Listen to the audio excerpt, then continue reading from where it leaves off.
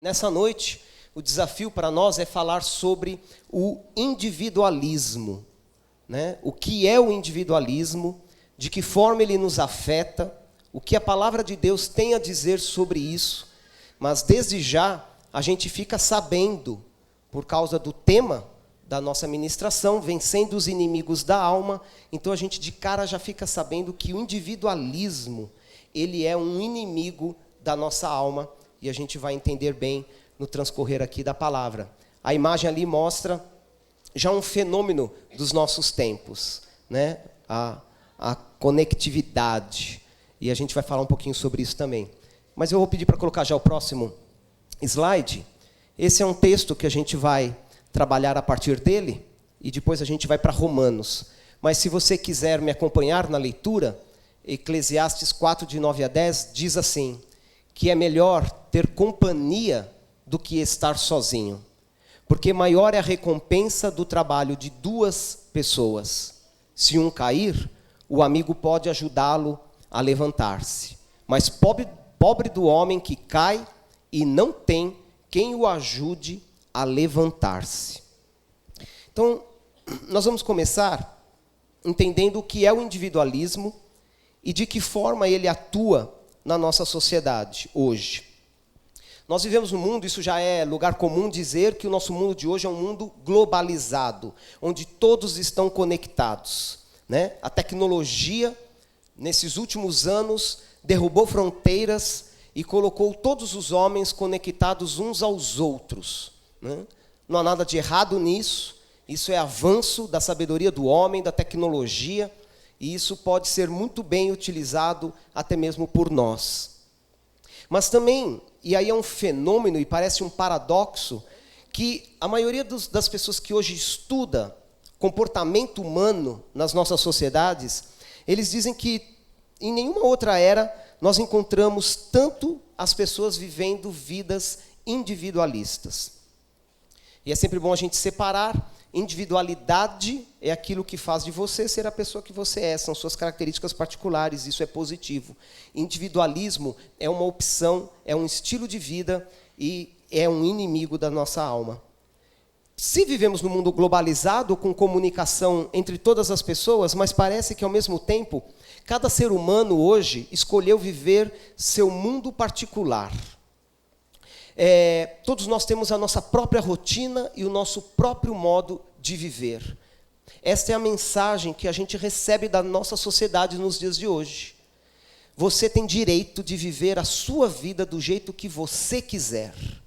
Faça da sua vida o seu próprio mundo. Tenha as suas próprias regras, tenha os seus próprios valores, tenha a sua própria rotina.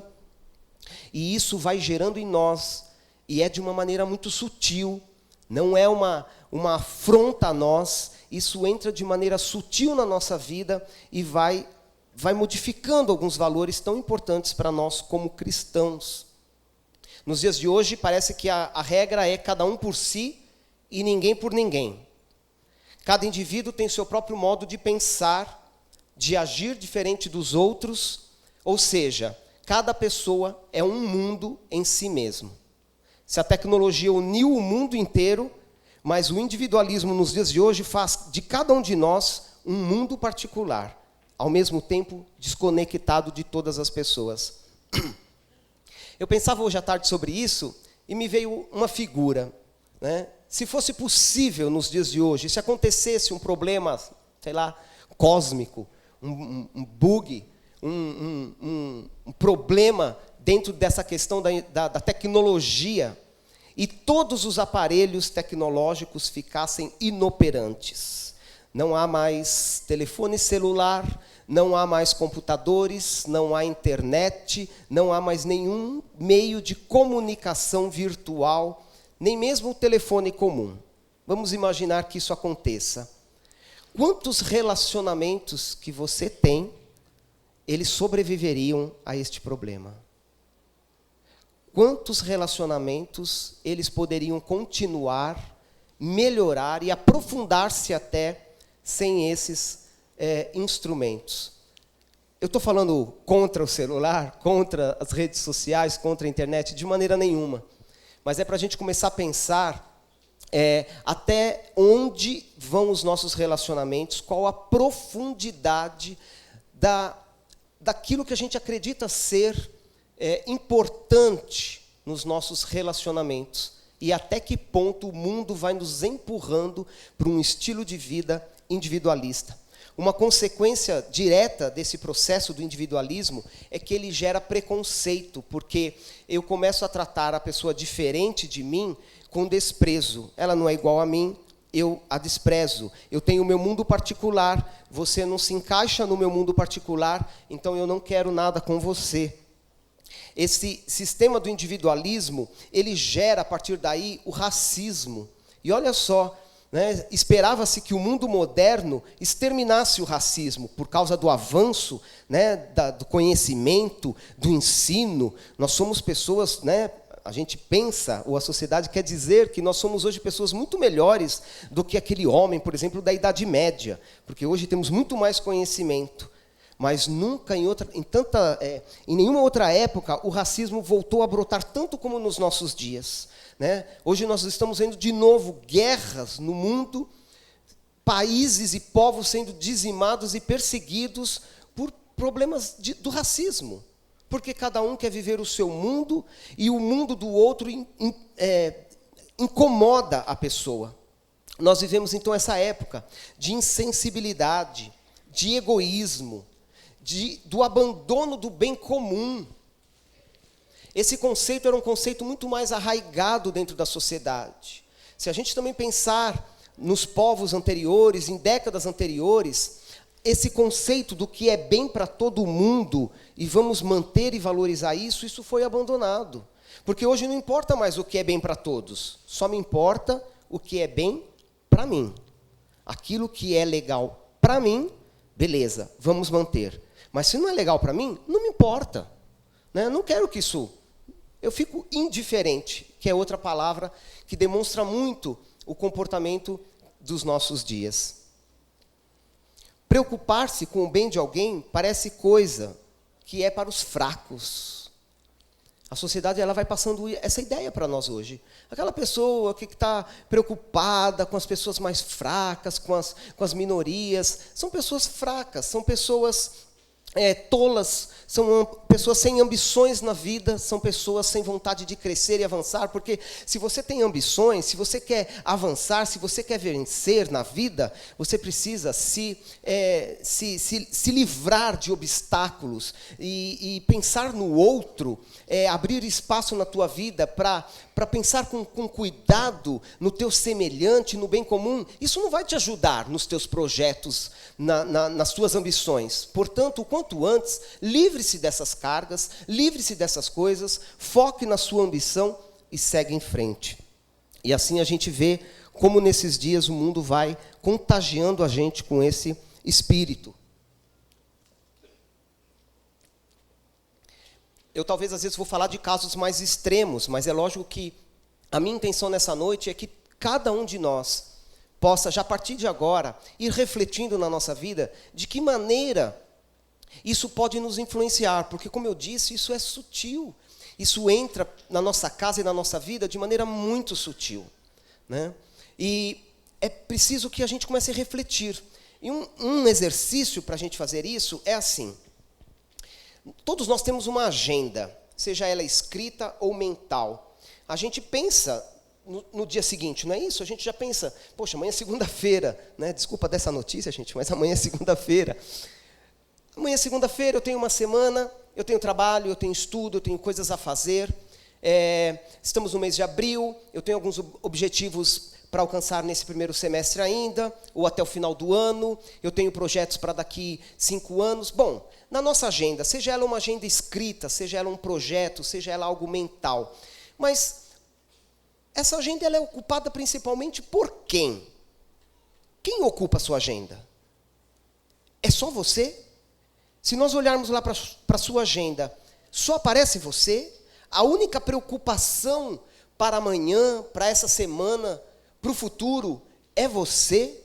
Nós estamos preocupados só com, quando eu digo você, e essa avaliação eu preciso fazer também. O que ocupa a minha agenda e o meu futuro? Eu incluo nessa agenda outras pessoas? há um projeto também de envolvimento com o meu próximo? Ou eu estou muito focado em mim mesmo? Porque essa é a mensagem que o mundo passa para nós nesses dias. Você precisa se preocupar com você. O mundo aí já está difícil demais. Foque-se na sua vida. Porque, afinal de contas, quem vai cuidar de você? O governo não vai cuidar de você. Ninguém vai cuidar de você. E essas mensagens vão contaminando a vida da gente. E se a gente vê alguma situação, alguém passando uma necessidade, alguém que sofre alguma coisa, se a gente para pensar e passa pela nossa mente assim, bom, mas o que eu tenho a ver com isso? Essa pessoa, por acaso, é alguém muito próximo a mim? Ou eu penso, será que isso pode me prejudicar de alguma forma? Se esses pensamentos vão entrando na vida da gente, é porque o próximo, o outro, já não faz parte mais das nossas prioridades. E isso deveria ser porque somos cristãos. E a gente vê nos nossos dias, isso também é notório, o quanto a criança, o quanto o idoso, a gestante, a pessoa com deficiência, ela vai sendo colocada sempre preterida, né? Nós já vimos isso, eu sei que todos já presenciaram cenas, né, no transporte público, senhoras, às vezes grávidas, ou com crianças de colo, ou um idoso, e a pessoa não cede o lugar. Por que ele não cede o lugar? Porque ele foi formado nessa sociedade que diz, o problema dos outros não é meu problema. Eu não tenho nada a ver com o outro. É essa a mentalidade das pessoas. E para a gente ir para um exemplo mais prático, e foi algo que eu ouvi esta semana, é um termômetro que mostra essa questão, né? São os banheiros. O banheiro da Comunidade da Graça, por exemplo. Porque hoje, às vezes, a gente entra no banheiro, a gente olha assim e fala, meu Deus, foi a cavalaria que passou aqui, porque não é possível. Não foi ser humano que fez isso. Sabe por quê? Porque a pessoa hoje, ela pensa assim, eu não me importo. Não importa que depois de mim outra pessoa vai ter que usar este mesmo local. E isso é sutil, às vezes você nem pensa isso. Isso está incutido lá, você entra, você bagunça, você molha tudo, você deixa papel fora de lugar, e nem sequer mais há a preocupação de que outra pessoa depois iria precisar usar esse local, e você deixou daquela forma. Parece uma coisa tão boba, corriqueira, mas a gente aprendeu até mesmo isso com o nosso pastor. Quando o pastor Carlos Alberto nos ensina e diz, quando você usa um banheiro, no mínimo, deixe do mesmo jeito que você encontrou, ou até deixe melhor. Mas para que isso aconteça, eu preciso pensar no outro. Porque se eu não lembrar disso, eu não vou fazer isso. Eu preciso lembrar que há mais pessoas que vão usar ali. Eu preciso lembrar do bem comum. Eu preciso abrir espaço na minha vida para isso. E sabe, eu falei bastante rápido sobre isso, a gente poderia explorar muito ainda sobre essa questão do individualismo e como ele vai nos atingindo e vai mudando muitas coisas na nossa vida, mas eu sei que essa pequena introdução já é capaz de fazer a gente pensar, analisar e ver o quanto realmente isso influencia na nossa sociedade. E eu queria dizer que o individualismo, mais do que isso, mais de prejudicar o próximo, mais do que prejudicar outras pessoas por adotarmos esse estilo de vida, mas sabe o que é pior? O individualismo adoece a nossa alma. E a gente nem percebe muitas vezes. Porque o individualismo, ele nos empurra para relacionamentos superficiais. E eu comecei falando da globalização, a gente viu aquela primeira imagem de pessoas usando o celular totalmente desconectadas uma das outras. O individualismo, ele não faz mal só para o outro, ele faz mal para nós. Porque a gente vai cultivando relacionamentos superficiais, a gente vai escolhendo um estilo de vida onde o outro não é minha preocupação, eu não preciso me envolver com as pessoas, eu não preciso fazer parte da história do outro, eu vou me isolando, afinal de contas eu tenho os meus projetos, o meu mundo, o meu caminho, só que quando uma dificuldade chegar na sua vida, quando um problema maior você precisar enfrentar e você olhar ao seu lado, você vai perceber que você está só. Você cultivou tanto sua própria vida, que agora quando você precisa de alguém, você não tem esse alguém. Teus relacionamentos ficaram superficiais. Teu entendimento de comunidade, de grupo, ficou tão diminuído, que na hora que você precisa da ação do grupo, do corpo, da igreja, de amigos, de pessoas, você não tem mais. Então o individualismo, ele se torna um inimigo da nossa vida, um inimigo da nossa alma, ele nos adoece, ele nos empurra para um estilo de vida solitário, sem que a gente perceba, porque isso não acontece com aquele que vive sozinho no canto, não, ele acontece no meio da multidão. Como a gente viu na primeira imagem, há jovens ali, mas um não tem relação com o outro. Essa é a questão. Não é de eu morar sozinho ou de eu viver uma vida sozinho, mas é de eu estar até mesmo dentro da igreja, mas ainda assim, eu estar optando e sem perceber, eu estar me envolvendo num estilo de vida individualista. Eu não quero saber dos problemas dos outros, eu cuido da minha vida, mas quando você precisar de ajuda, você vai descobrir que está só. A próxima pergunta para a gente refletir é como ser cristão, então, nessa sociedade. Nós somos cristãos. E alguma coisa precisa ser diferente em nós, porque se não for diferente, não faz sentido sermos cristãos. Se o mundo caminha hoje, então, na direção desse estilo de vida, se a sociedade empurra as pessoas para esse estilo de vida, como nós cristãos nos comportamos? E diz aqui essa frase que nós cristãos, primeiro nós precisamos estar alertas para não sermos contaminados ou influenciados. Precisamos descobrir essas fontes e tomar o cuidado para que essa mentalidade do mundo não nos influencie por esse espírito dos nossos dias. Mas não é só isso. Nós precisamos também saber responder a esse mundo contemporâneo com essas propostas. Olha só, a própria teologia, nos nossos dias, ela tem se rendido a esse individualismo. Quer ver onde isso aparece? Isso aparece nessa chamada teologia da prosperidade, que a gente ouve tanto hoje em alguns meios cristãos, ou chamados cristãos. A gente vê muito isso através da televisão, não é verdade? E o que diz a teologia da prosperidade? Você precisa ter. Deus tem coisas para você. Você é sempre individualizado. É para a sua vida, é o teu enriquecimento, é a tua prosperidade.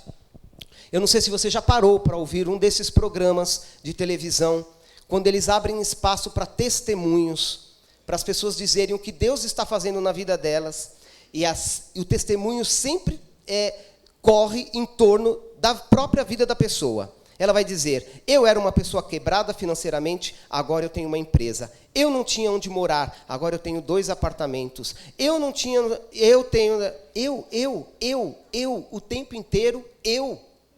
Onde está o teu próximo? Fica para outra vida. Cadê a ideia de grupo, de corpo, de igreja, de comunidade? Ninguém dá testemunho sobre Deus me levou a cuidar de uma pessoa, eu me envolvi numa família e pude ali ser um instrumento de bênção. Ninguém conta esse tipo de bênção. A bênção é sempre eu.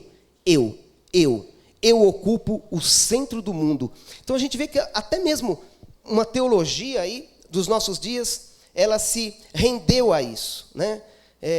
Quero de volta o que é meu, sempre eu. E a gente precisa estar atento a isso.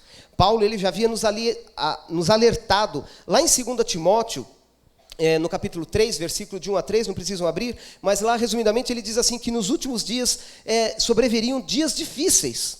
E ele diz que por que seriam dias difíceis? Porque os homens se tornariam extremamente egoístas, avarentos, arrogantes, sem afeição uns pelos outros e totalmente incapazes de perdoar. E nós vivemos esses dias. São os dias aqui vistos pelo apóstolo Paulo lá atrás. Mas nós vamos nos dedicar, e se você quiser abrir a sua Bíblia neste momento, nós vamos acompanhar um texto a partir de Romanos, no capítulo 12, ali já cita, e nós vamos ver alguns versículos de Romanos 12, para a gente começar agora a olhar para a resposta de Deus em relação a isso. Qual é a proposta que Deus tem para nós vivermos. Romanos 12, no versículo 1 e 2, ele diz assim, rogo-vos, pois, irmãos, pelas misericórdias de Deus, que apresenteis o vosso corpo por sacrifício vivo, santo e agradável a Deus, que é o vosso culto racional.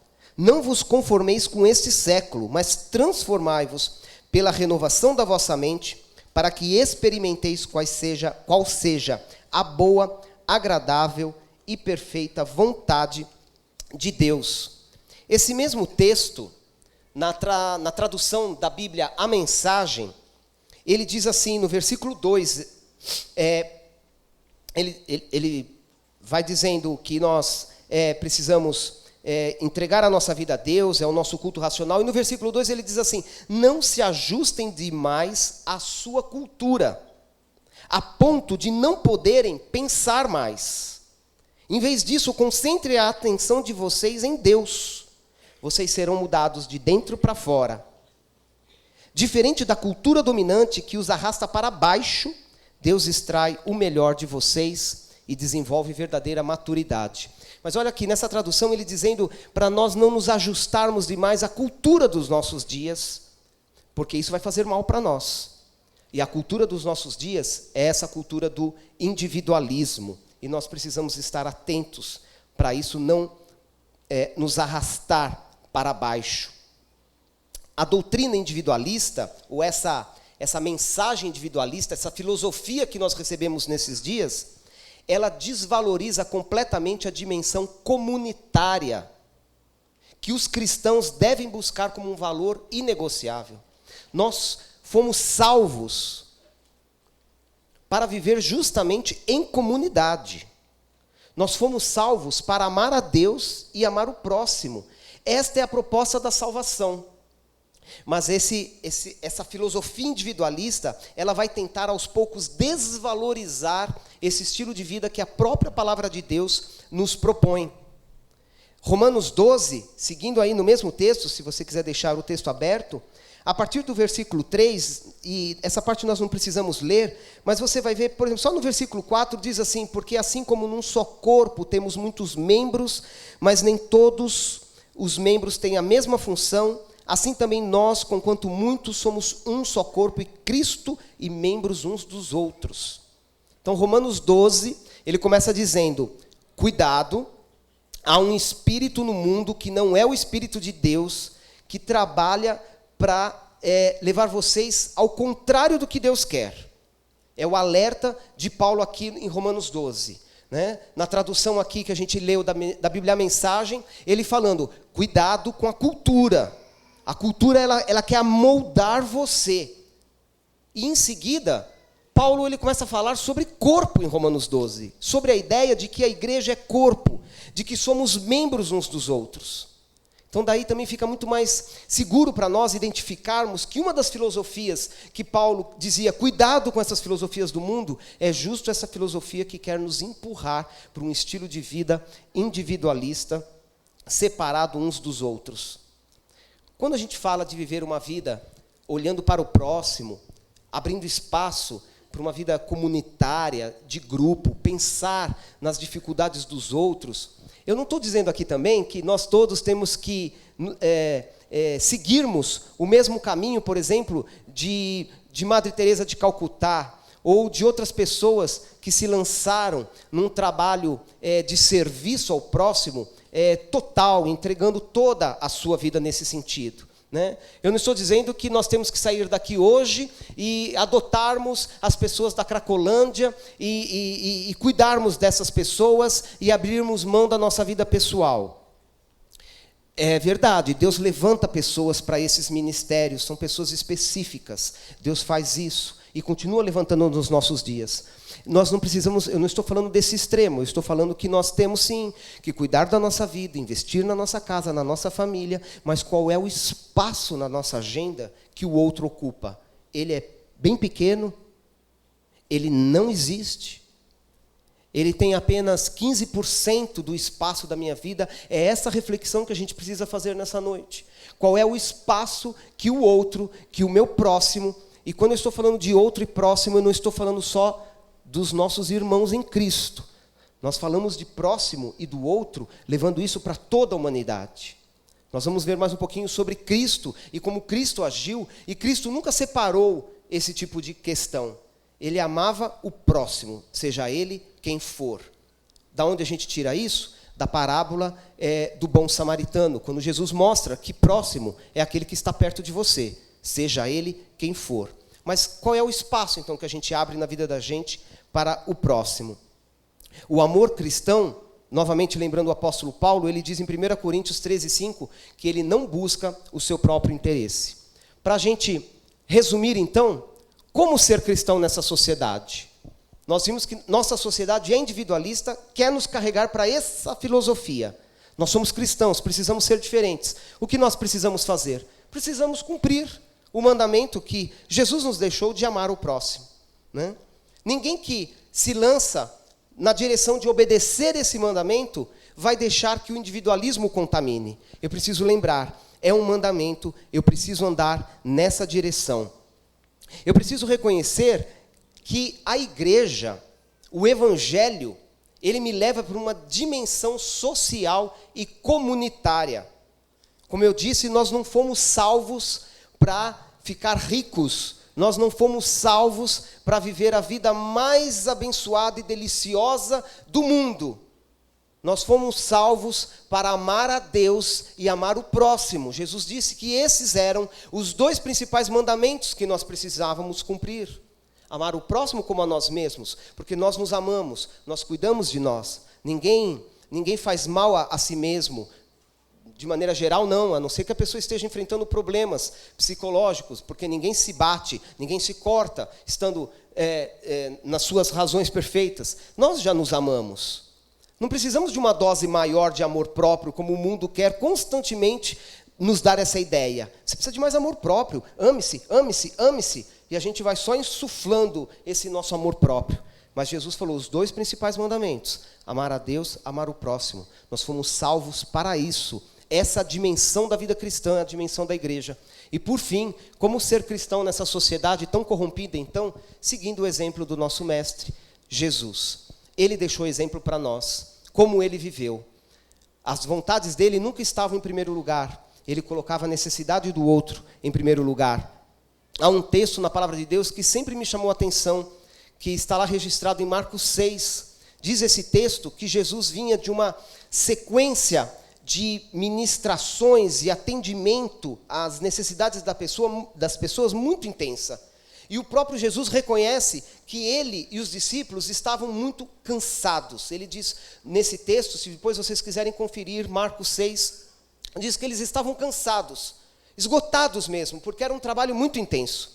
E Jesus propõe para os discípulos: vamos pegar um barco, vamos atravessar aqui o mar da Galileia, que é na verdade um lago, mas nós vamos atravessar e vamos para uma outra região para a gente poder ter um pouco de descanso, porque a população já apertava demais por eles, né, esperando milagres e a palavra de Jesus. E segue o texto dizendo que quando Jesus vai na direção do outro lado do lago, as pessoas elas percebem a direção que Jesus vai, elas correm, elas chamam outras pessoas ainda e vão esperar Jesus lá do outro lado. E você imagina essa cena, Jesus chegando assim: nós vamos descansar um pouco, vamos nos alimentar, tentar dormir um pouquinho. E diz o texto que quando Jesus chega do outro lado, há uma multidão de novo esperando pelas palavras de Jesus. E é o texto quando diz que Jesus olha para essa multidão e ele se compadece, porque ele diz: são ovelhas que não têm pastor. E o que Jesus faz junto com os discípulos? Começa a ministrar e abençoar aquelas pessoas. É isso que eu queria dizer com vocês nessa noite. Porque isso vai contra a ideia do mundo de hoje. Jesus tinha direito de descansar, não só direito, ele tinha necessidade de descansar. Os discípulos também. Ninguém consegue trabalhar todo o tempo. Mas naquele momento, o olhar de Jesus enxergou o outro. Ele viu pessoas perto dele. Ele enxergou a carência das pessoas. E ele só pensou assim: eu acho que eu consigo atrasar um pouco o meu descanso. É lógico, depois ele precisou descansar, ele precisou se alimentar, eles precisaram dormir. Mas Jesus pôde alargar um pouco essa agenda dele e ele pôde atrasar o descanso. Porque naquele momento ele precisava atender algumas pessoas. Se nós seguirmos o exemplo de Jesus, nós vamos saber lidar com essa sociedade tão individualista que nós vivemos nos nossos dias. E a partir daí, nós temos um novo desafio, que é viver essa perspectiva do amor. Diferente da primeira imagem, aqui a ideia do grupo, do estar junto, do eu dependo do outro, o outro depende de mim. Essa é a perspectiva da palavra de Deus, é a perspectiva do amor. E o pastor Carlos Alberto, ele deixou um desafio para nós, para esse domingo. Ele disse isso na semana passada, que nós olhássemos com carinho para o texto de Romanos 9, e nós vamos fazer isso. Depois, agora, a partir do versículo 9 ao versículo 20. Pode colocar o próximo slide. Romanos 12 é na sequência do próprio texto. O texto começa nos alertando sobre a filosofia do mundo. Depois o texto fala que nós devemos viver como corpo, sermos membros uns dos outros. Agora, Romanos, de 9 a 20, no mesmo capítulo, ele é, na verdade, um manual prático de orientação para o Filho de Deus. Para quem? Para o Filho de Deus, para aquele que já foi remido pelo sangue de Cristo e para aqueles que já negaram a si mesmos, segundo o modelo do nosso Mestre Jesus, e eles têm o amor de Deus agora derramado no seu próprio coração pelo Espírito Santo. Nós vamos fazer uma leitura pausada, versículo a versículo, mas rápida, objetiva, para a gente destacar algumas coisas aqui. Mas eu queria dizer de antemão que nós não estamos falando de comportamento. Porque o que nós lemos nesses versículos de 9 a 20, e depois você pode também voltar na sua casa e meditar, o que está escrito lá, essa perspectiva de amor, de como vivem os filhos de Deus, ela não pode ser vivida na base do nosso esforço, não é comportamental. Não adianta eu olhar e falar assim, eu quero viver esse amor que Jesus vivia e me preocupar com as pessoas, então eu vou tentar mudar meus comportamentos. Porque nós, seres humanos, sem um encontro real com Cristo e sem a ação do Espírito Santo dentro de nós, nós não mudamos. A gente consegue mudar uma semana. A gente ouve uma palavra como essa, e aí amanhã a gente já fica atento, a gente atende uma pessoa, olha para uma pessoa, mas daqui uma semana, daqui um mês, a gente já abandona e volta a viver a vida como a gente sempre tinha vivido. Porque isso não vai acontecer na base do nosso esforço. E isso precisa ser uma ação de Deus na nossa vida. Por isso eu disse ali que esse manual de orientação, e ele é muito prático, mas ele é para aqueles que já foram remidos, para aqueles que ganharam um coração novo, porque sem esse coração novo, nós não vamos conseguir imitar a vida de Cristo. Então, eu vou seguir com vocês, se vocês quiserem acompanhar ou não, mas eu vou destacar algumas expressões a partir do versículo 9. E nós vamos até o versículo 20, para a gente ver aqui qual é essa perspectiva do amor. Versículo 9 diz que o amor deve ser sem hipocrisia, ele detesta o mal e se apega ao bem. O amor que nós precisamos expressar nos nossos dias, aos nossos próximos, às pessoas, deve ser um amor que tem antipatia pelo mal e um amor que se apega pelo bem do próximo, pelo bem comum, pelo bem de todos. No versículo 10, diz que o nosso amor ele deve ser um amor simpático, um amor fraternal, um amor que olha para o outro e não para si mesmo. Ele diz, amai-vos cordialmente uns aos outros, preferindo-vos em honra uns aos outros. Por isso que eu digo que se não for um coração novo, nós não vamos viver essa realidade, meus irmãos. Eu não posso aqui enganar vocês e dizer que se a gente se esforçar um pouquinho, mudar alguns comportamentos, a gente vai viver dessa forma, porque não vai, o mundo não vive assim. Porque olha a dimensão, a característica deste amor que Deus quer colocar em nosso coração, esse estilo de vida que nós precisamos viver de comunidade, ele diz que nós devemos nos preferir em honra uns aos outros. Ou seja, eu posso, por esse amor, ajudar o meu irmão a progredir e a avançar até mesmo mais do que eu. Porque eu prefiro que ele vá primeiro. Eu prefiro ser suporte na vida dele. Eu quero honrar as pessoas. Mas você já imaginou se todo mundo agir assim? Um estimulando o outro e ajudando o outro a seguir em frente, a progredir? Você consegue imaginar que ambiente se forma? É sobrenatural, porque se eu estou levando o meu irmão a avançar mais do que eu, mas tem alguém fazendo isso comigo, e no fim todos nós vamos. Mas se eu olhar só para mim mesmo e pensar só no meu progresso, sabe o que acontece? Eu não progrido, meu irmão não progride, ninguém vai para frente. Por isso é que a palavra de Deus diz isso. Eu trabalho pela vantagem do meu irmão em vez de mim mesmo. No versículo 11, ele fala que o amor precisa ser zeloso. Ele diz, sede fervorosos de espírito, servindo ao Senhor.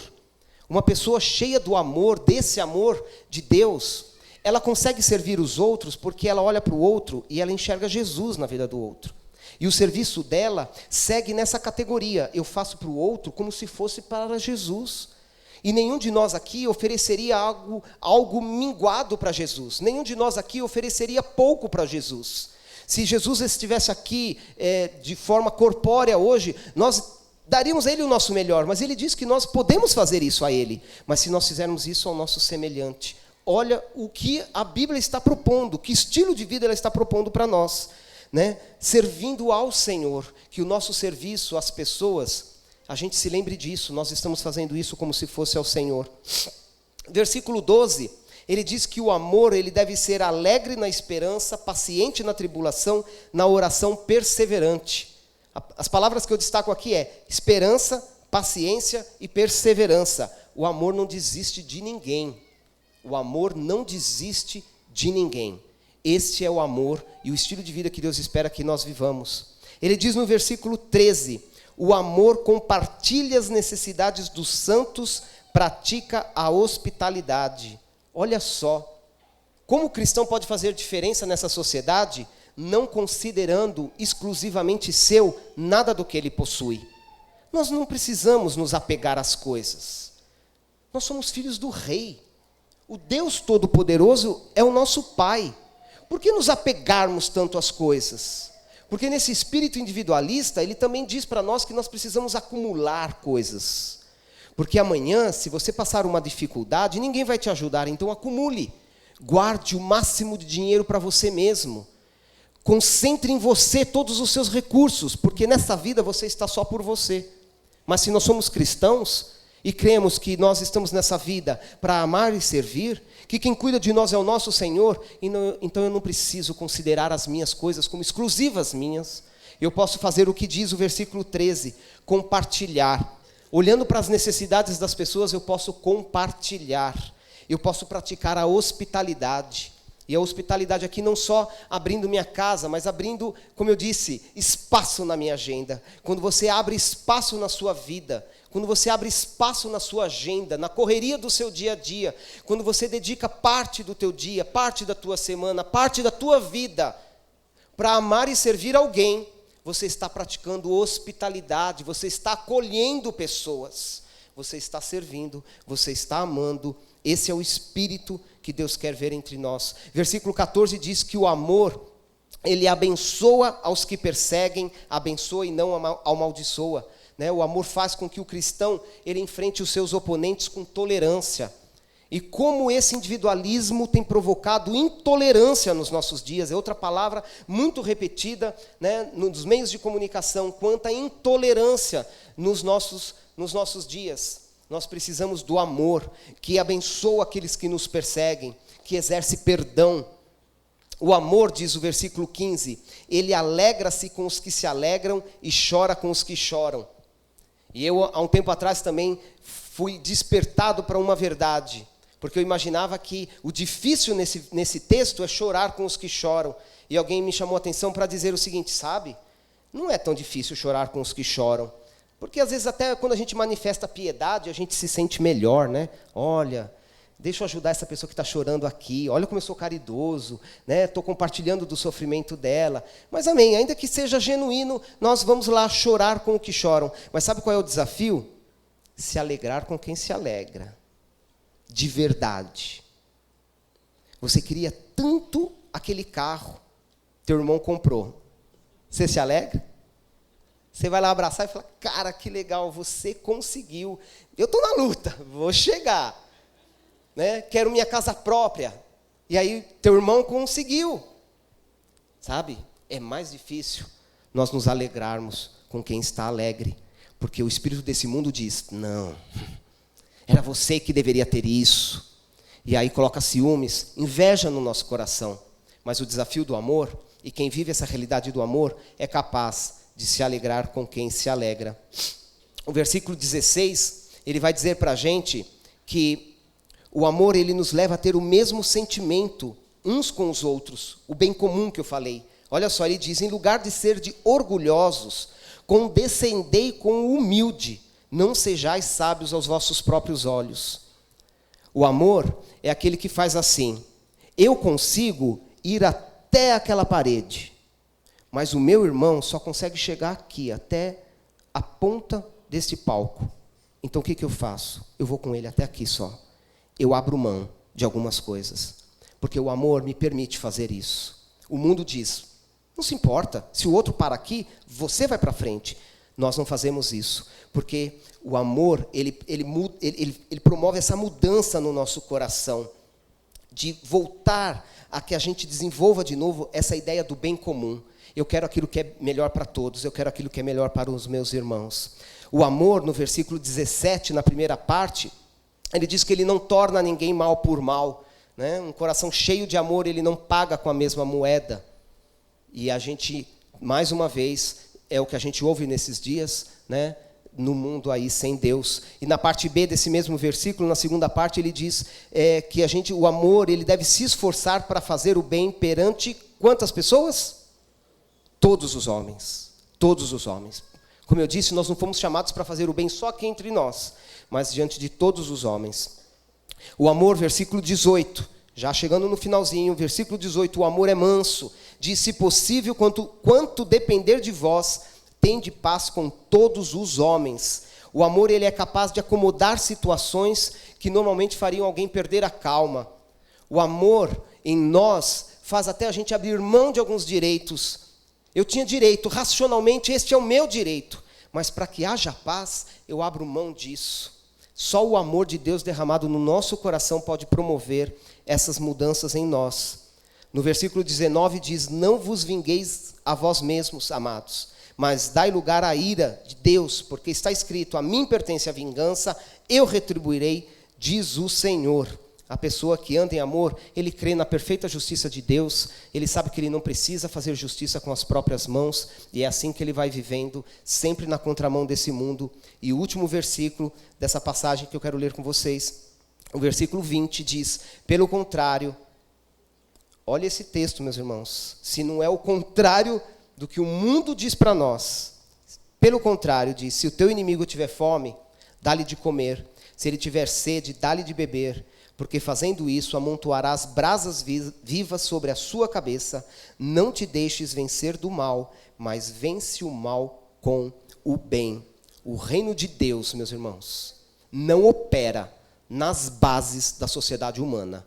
O reino de Deus trabalha numa outra direção, numa outra dimensão, numa outra perspectiva de vida. E o desafio para nós nessa noite era esse, meus irmãos. Nós refletirmos nessa noite.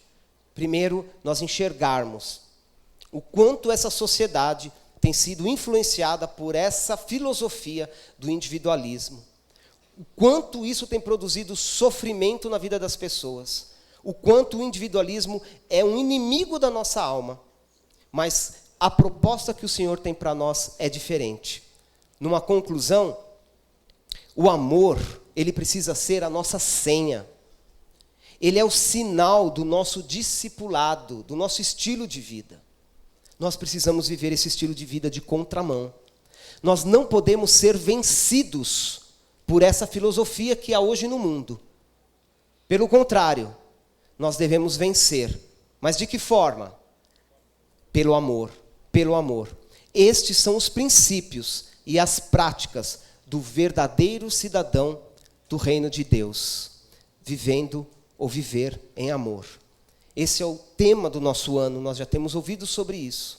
Esse é o nosso desafio, que a gente possa, cada dia mais, olhar para isso, que Deus nos chamou para viver esse estilo de vida. Mas nós precisamos refletir nessa noite, meus irmãos.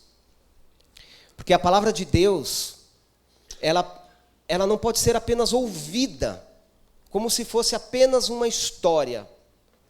Como se eu aqui tivesse apenas aberto aqui alguns versículos, lido com vocês e contado uma história.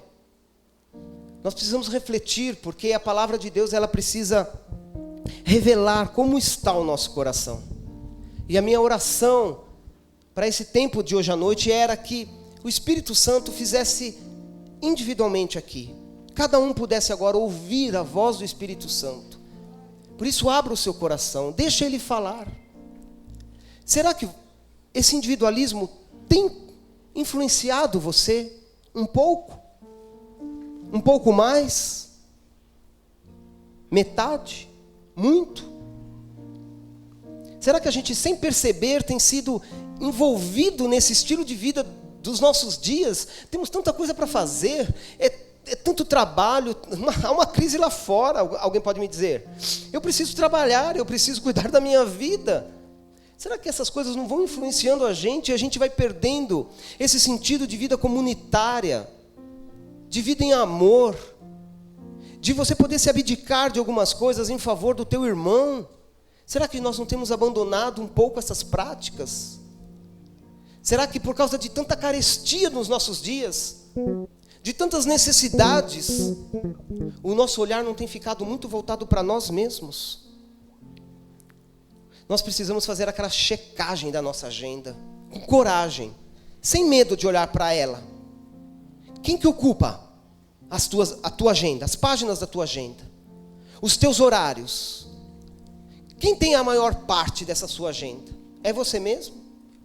É para você mesmo que você trabalha? É para os seus sonhos, para os seus próprios projetos, para as suas ambições? É correndo com esta ambição que você corre? É olhando para isso que você vive? Que o Senhor nos leve a fazer essa reflexão e, se necessário for, acertar a nossa vida nessa noite e voltarmos a olhar para o Senhor, e voltarmos a olhar que nós vivemos num corpo, e a voltarmos a olhar para o amor como nós vimos nessa noite, o estilo de vida de Jesus, e a gente comece a abrir espaço de novo na nossa vida para o próximo, para o nosso semelhante, em nome de Jesus.